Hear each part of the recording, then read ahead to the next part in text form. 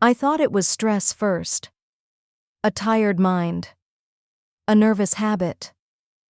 The kind of suspicion that grows in the corners when you have been sleeping badly and watching your own shadow too closely. At night, every sound becomes a witness. Every silence becomes a decision. Every paused notification feels like a hand hovering over your shoulder. I told myself I was imagining things. I told myself that because it was easier. Easier than admitting that something in my life had started to move without me. It began with tiny errors. A coffee mug placed on the wrong side of the sink. My bedroom door left half open when I always closed it. A receipt in my pocket that I did not remember taking.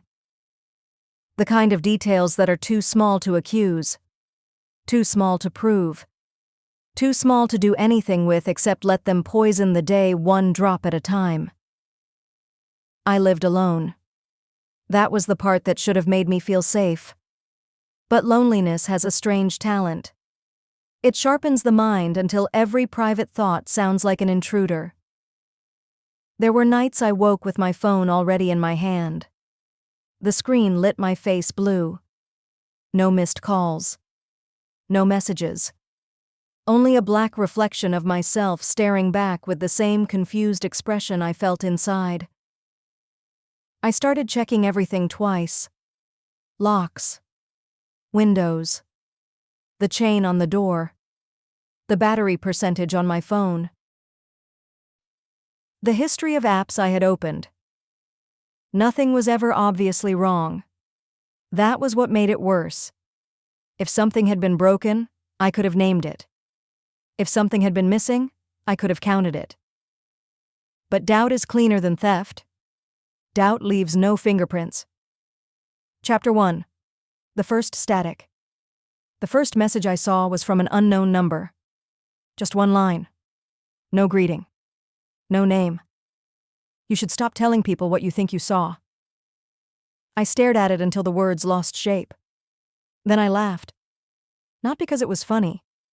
Because my brain reached for the easiest door out. Spam. A wrong number.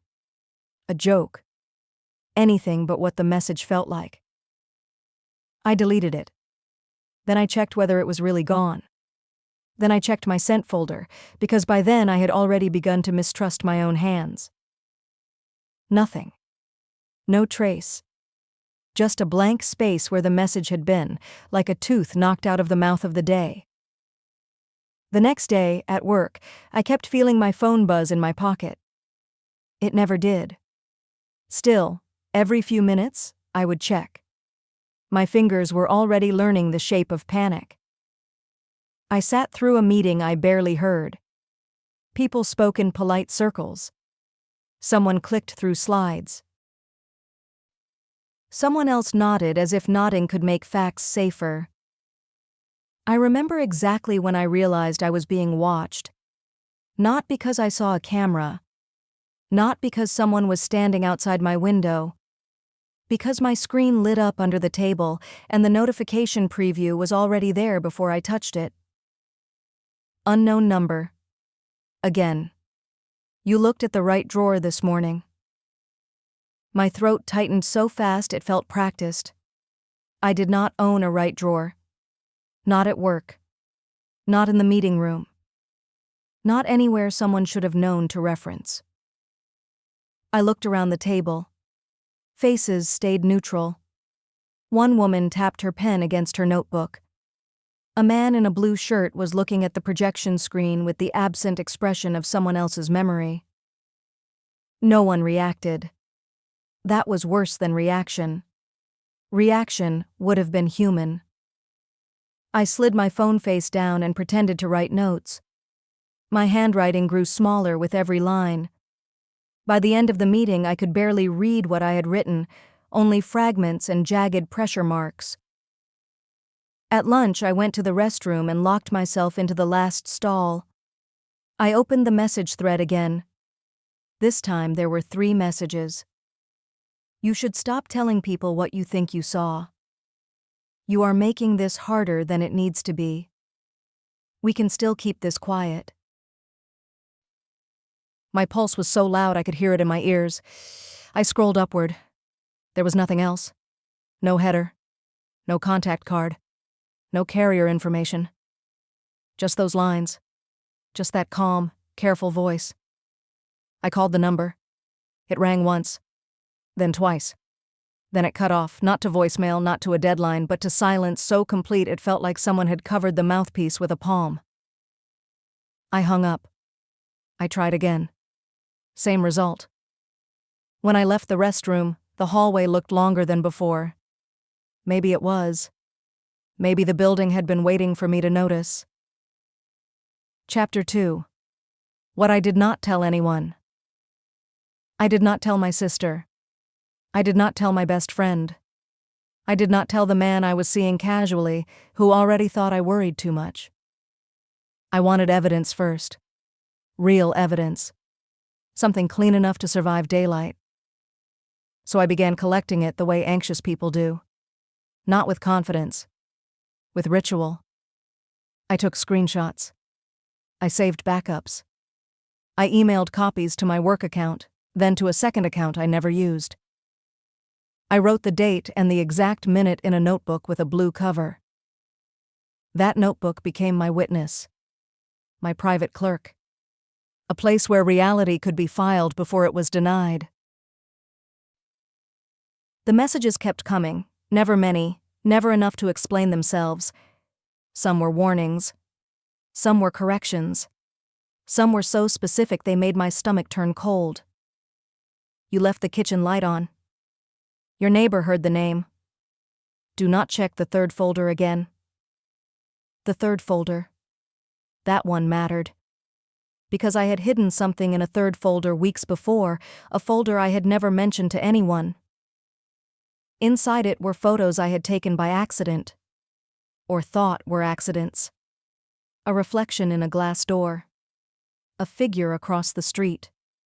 A white car parked outside my building for 3 mornings in a row. I had convinced myself the photos were meaningless. Just the brain collecting patterns because brains are greedy that way. But after the message, I opened the folder and saw something I had missed. In the corner of one image, barely visible in the glare, was a person standing near the entrance of my building. Not looking in. Looking down. At a phone. At my phone. Or one exactly like it. I zoomed in until the image blurred into blocks. Still, I could see enough to know one thing. The person was wearing the same coat I had seen in my hallway mirror that morning. The same coat I owned. Except mine was hanging on the back of my chair. I stood up so fast the kitchen chair scraped the floor. I checked the chair. Checked the coat. Checked the pocket. Inside was a folded receipt I had never seen before. It was for a convenience store 2 blocks from my apartment. Time stamped 1:13 a.m. The item listed was a prepaid SIM card. I sat down again very slowly. My hands stopped feeling like mine. They became tools at the end of my arms. I had not bought a SIM card. I had not been out at 1:13 a.m. I had no memory of the store, the cashier, the street, the cold air, the walk home. And yet the receipt was there. Creased. Real. That was the first moment I considered the possibility that the problem was not only outside me. That possibility arrived like a bruise. Slow. Deep. Chapter 3. The messages become consistent. I changed my phone password. Then I changed my email password. Then I logged out of every device I could think of. For one day, nothing happened. For one day I felt almost foolish. Almost relieved. Then I came home to find my apartment door already unlocked.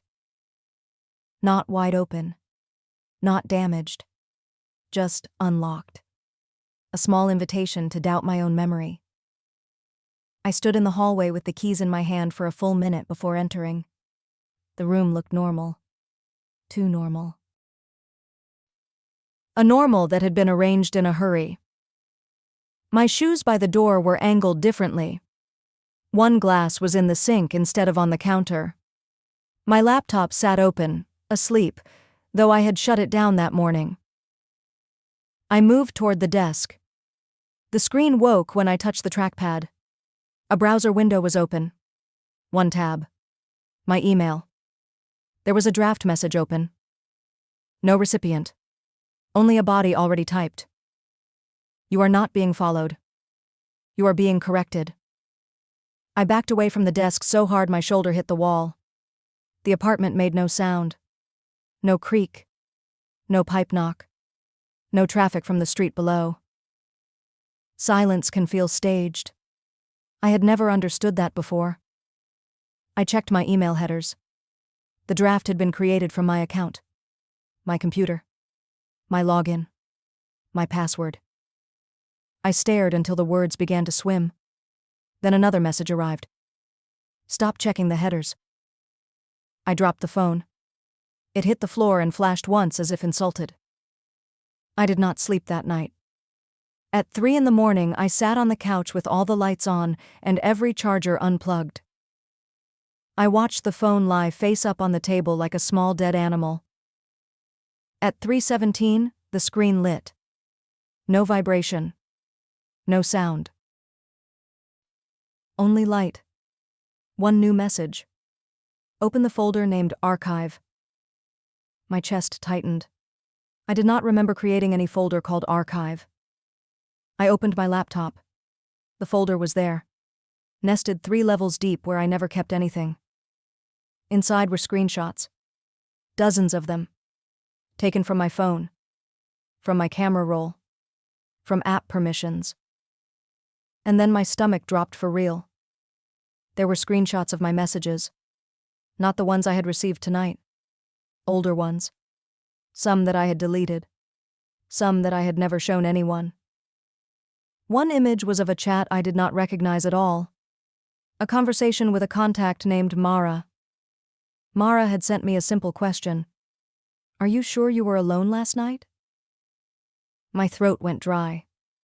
I did not know anyone named Mara. I had never saved that name. But the screenshots kept going. There were names I half remembered from years ago. Numbers I had deleted. Threads I had somehow forgotten existed.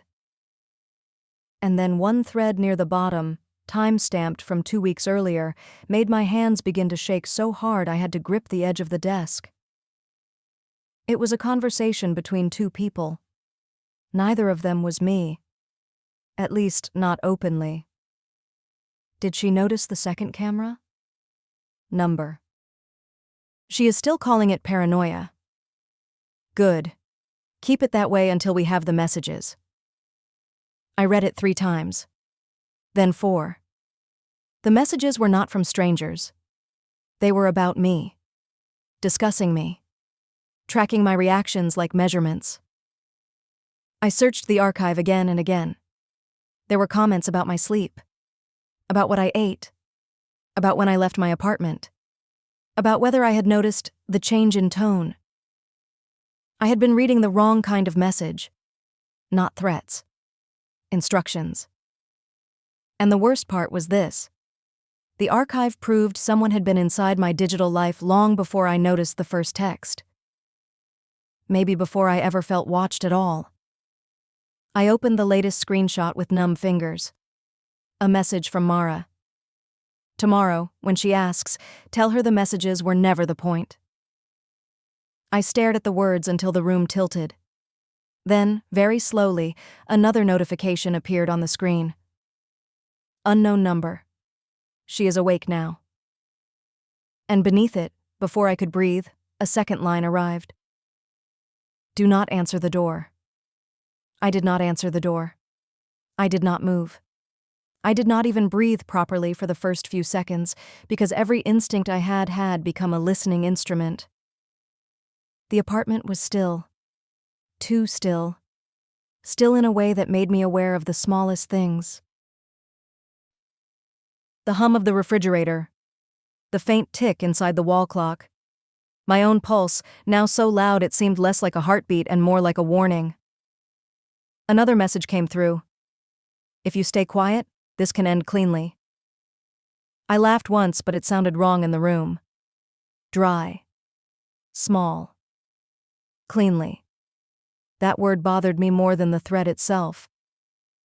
Because people who are frightened do not promise cleanliness. They promise mercy. Or they beg. Cleanly is what someone says when they have already decided the outcome and only want you to cooperate with its shape. I stood up so slowly my knees hurt. The phone stayed bright in my hand.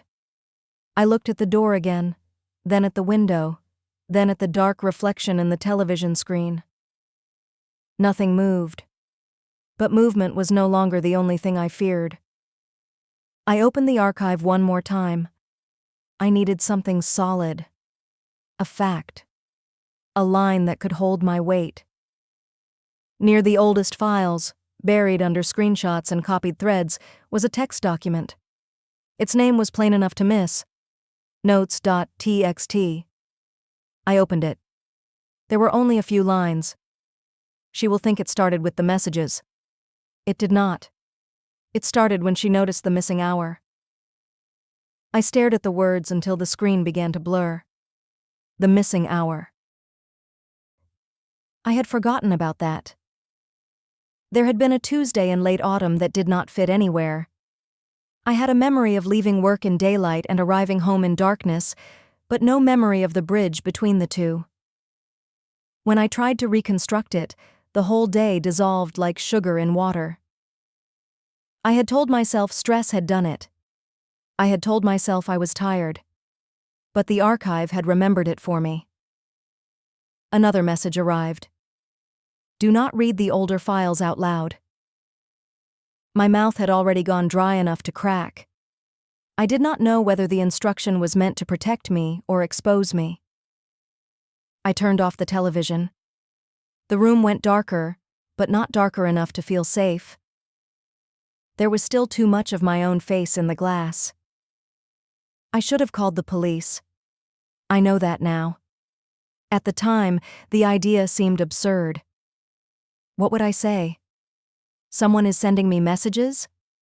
Someone is in my apartment? Someone has been inside my phone and maybe inside my thoughts? That last sentence would have sounded insane even to me. And that was the weapon they used most carefully. Not force. Not violence. Just doubt. Doubt is a slow poison because it pretends to be wisdom. I grabbed my coat, my keys, my notebook, and the charger for my phone. I did not know where I was going. I only knew I could not stay in the apartment with all the evidence arranged around me like patient teeth. As I reached the door, the chain lock clinked softly behind me. I had not touched it. I froze. Then I heard the sound again, very faint. Not from the door. From inside the apartment. A click. Like a key being set on a table. I did not turn around. I opened the door and stepped into the hallway as if stepping out of a burning house. The corridor was empty. The lights overhead flickered with that ugly, artificial calm apartment buildings have at midnight. At the far end, near the elevator, I saw a figure standing still enough to be mistaken for architecture. I could not make out the face. Only the outline of a coat. The same shape as the person in the photo. My phone vibrated. I looked down. Do not make a scene. When I looked up again, the figure was gone. I took the stairs. I did not trust the elevator. I did not trust stillness, reflective surfaces, or the idea that an enclosed metal box could carry me safely anywhere.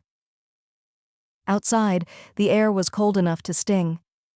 The street was nearly empty. A bus sighed past in the distance. Somewhere a dog barked once and stopped. I walked without knowing the destination until my feet took me there anyway. The 24-hour cafe on the corner. Bright windows. Bad coffee. A place with people inside. I sat in the last booth and placed my phone face down. I opened the notebook and tried to make sense of the sequence. First messages. Then the archive. Then the missing hour. Then the room. the figure, the chain lock.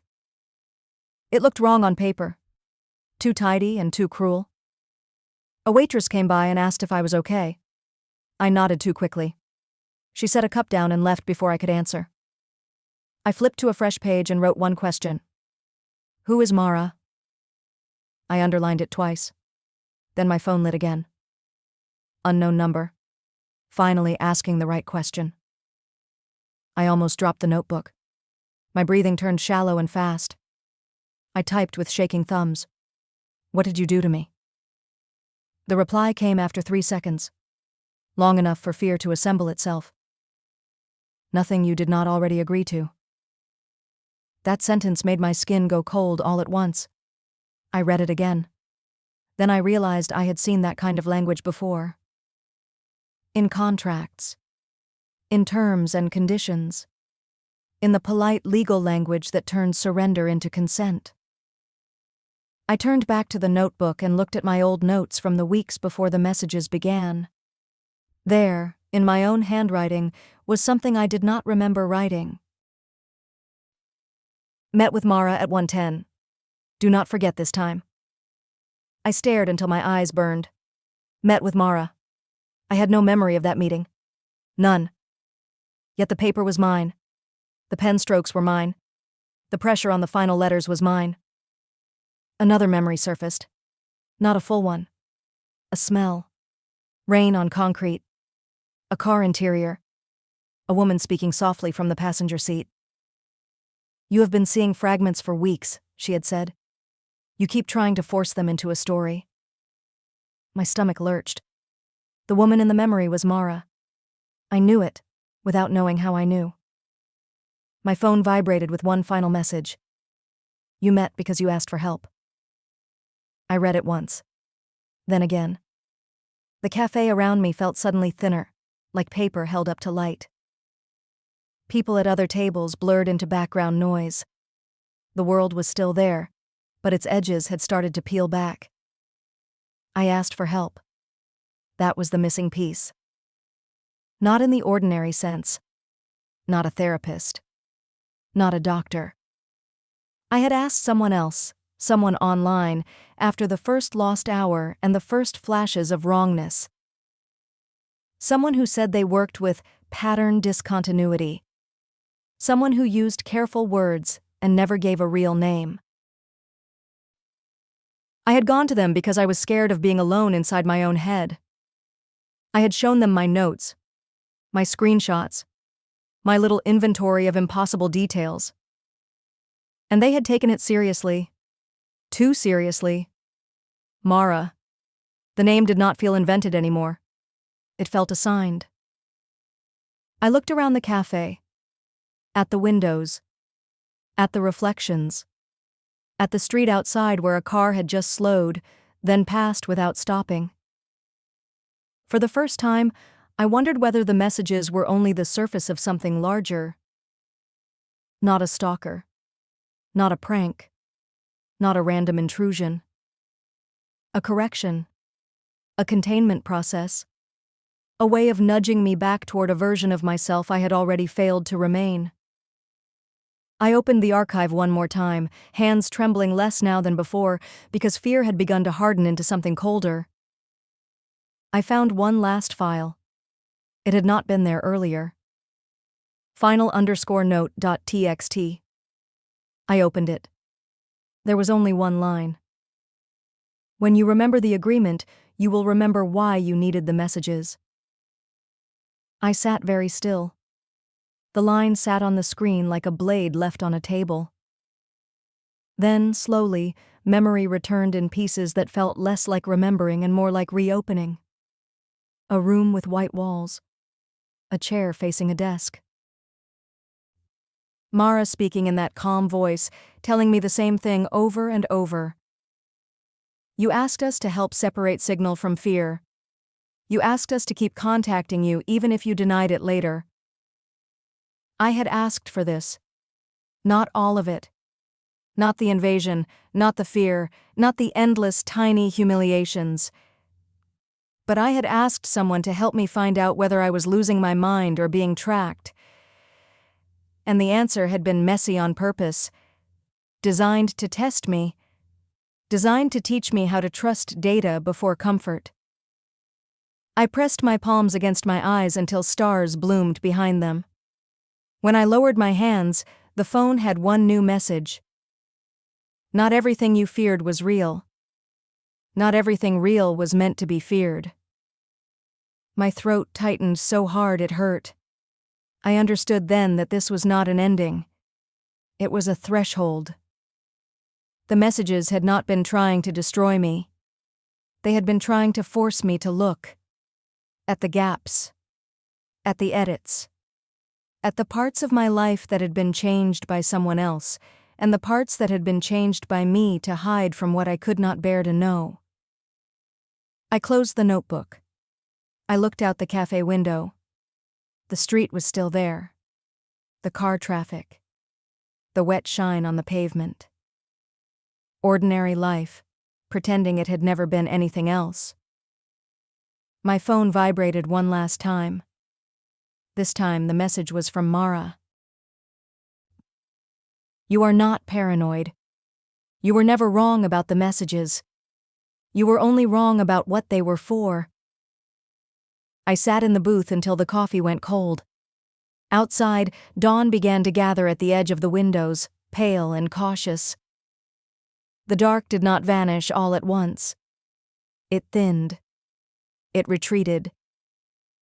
And somewhere between one breath and the next, I realized the strangest thing of all. I had been waiting for the final message to explain everything. But the real explanation had already been sitting in front of me, line by line, all along. Not everything that watches you is hiding. Not everything that warns you is an enemy. And sometimes the thing that makes you feel most alone is only the first proof that you are not.